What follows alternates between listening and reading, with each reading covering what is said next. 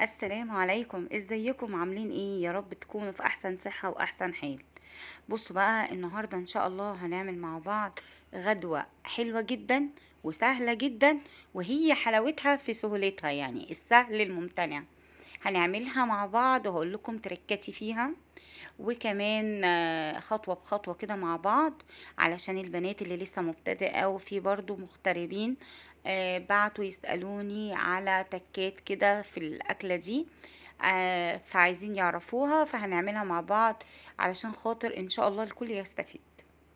اول حاجة انا كان معايا فرخة بيضة كده، طبعا غسلتها حلو جدا، وبعد كده حطيتها في محلول النقع اللي بنعمله لكل الطيور سواء فراخ سواء بط، وهو عبارة عن عصرة ليمونة كده حلوة، ومعلقة كبيرة من الملح ومعلقتين كبار من الدقيق، وبسيبها في محلول النقع ده حوالي ربع ساعة، وبعد كده برجع اغسلها تاني تحت المية الجارية كويس جدا، وبعد كده بحطها في مصفى واسيبها بقى تصفي ميتها خالص لمدة 10 دقايق. بعد كده بقى جبت بصلاية بشرتها او ممكن تضربيها في الكبة، ونزلت عليها بمعلقة صغيرة من الملح ومعلقة صغيرة من الفلفل الاسود، وبدأت بقى اتبل الفرخة بتاعتي كده من جوه ومن تحت الجلد ومن بره كده علشان تشرب من التتبيلة. لو انت مش مستعجلة على الفرخة ممكن تتبليها من بالليل، ولو انت مستعجلة تبليها قبلها بساعة كده، هتبقى برضو حلوة وزي العسل.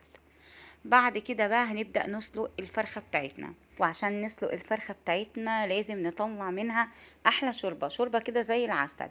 فحلة كده على النار فيها مية بتغلي، ونزلت ببصلاية وجزراية متقطعة وطماطماية، ورق لورا وخمس فصوص حبهان وثلاث فصوص من الثوم، ورشة صغيرة كده من الفلفل الاسود، ورشة صغيرة من السبع بهارات. بعد كده هنزل بالفرخ ومكعب مرق الدجاج، وده طبعا اختياري، تقدروا تستغنوا عنه مفيش اي مشكلة. نزلنا بالفرخة بقى وهي متكتفة زي ما انتوا شايفين كده، علشان خاطر يبقى شكلها حلو وشكل التقديم بتاعنا حلو كده. وبعد كده الشوربة بتاعتي لما بتغلي بخلي النار وسط وبغطي لحد ما الفرخة بتاعتنا بتتسلق. مدة التسوية بتاعت الفراخ من 20 دقيقة ل35 دقيقة، وده طبعا على حسب حجم الفرخ.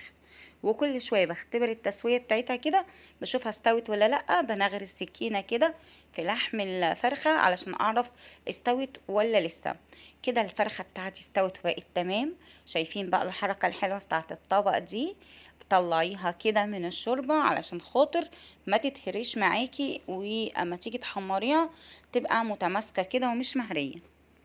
طلعناها وهنسيبها بقى كده على جنب تبرد. وبعد كده بقى كان معايا محشي.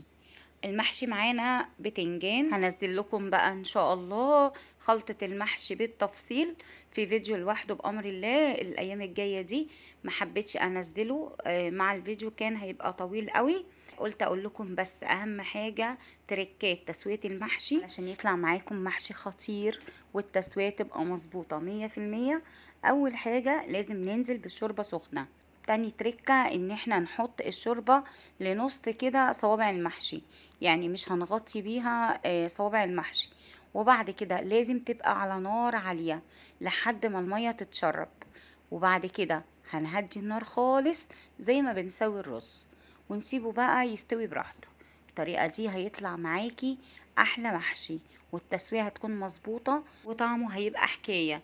ومادام بقى عندنا شوية شوربة كده زي العسل وشوية محشي وداخلين كده بقى على اجواء الشتاء، يبقى لازم نعمل شوية شوربة لسان عصفور. شوربة لسان العصفور ناس كتيرة بتشتكي ان هي بتطلع منشية معاهم. امشي بقى معايا كده خطوة خطوة وانا خليكي تعملي احلى شوربة لسان عصفور. اول حاجة معايا المادة الدهنية زي ما انتي حابة، زيت سمنة زي ما تحبي. انا استخدمت هنا معلقة كبيرة من السمنة. واهم بقى تركية تطلع معاكي لسان العصفور في منتهى الجمال، البصلاية الصغيرة اللي انتوا شايفينها دي بنزل بيها، وبعد كده بنزل بكمية لسان العصفور المناسبة اللي انا عايزاها، وبفضل اقلب. وعلشان ياخد معايا لون واحد كده بسهولة بديله رشة من الملح. يعني اي مكرونة اي لسان عصفور وانتي بتحمريها، اي شعرية عايزاها يطلع لونها كلها كده لون واحد، رشي رشة ملح بسيطة، وابدأي طبعا بقى في التقليب كده ايديكي شغالة، والنار تكون وسط. بعد كده بقى زي ما انتوا شايفين لسان العصفور بتاعي اتحمر، خد معايا لون حلو قوي.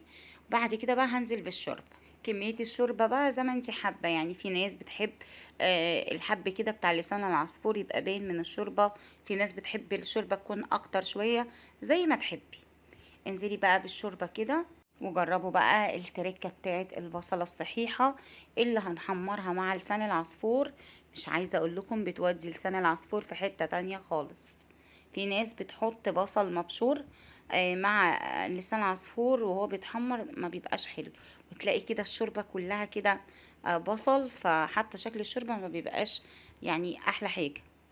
بعد كده بقى بظبط الحدوقية بتاعت الشوربة بتاعتي برشة من الفلفل الاسود، وخدوا بالكم ان احنا كمان حاطين ملح واحنا بنحمر لسان العصفور.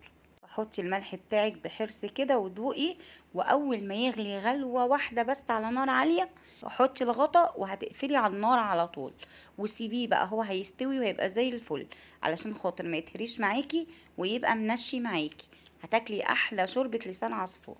لو وصلتوا بقى معايا لحد هنا تعالوا نصلي على الرسول عليه الصلاة والسلام، ده اللي هيشفع فيا وفيك يا بنت الحلال.